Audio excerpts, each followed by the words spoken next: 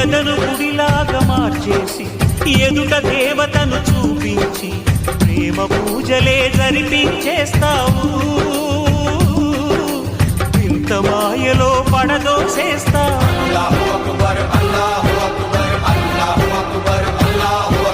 బ్రతుకు హారతిగా వెలిగించి వెతల పాత్రలో కరిగించి వెలుగు రేఖలను నిలువున కోస్తావు.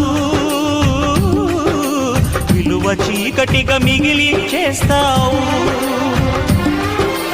నిండు ప్రాణాలు కదిలిపోతుంటే కంటి నీటితో కాల్చేవు. బండరాయిలా నువ్వు ఉంటావు కనుకనే బాధపడలేవు. ఈ మాయలన్నీ నీకే తెలుసని మనిషిని పట్టుకు వేధిస్తావు. గుండెనెందుకిచ్చావురా?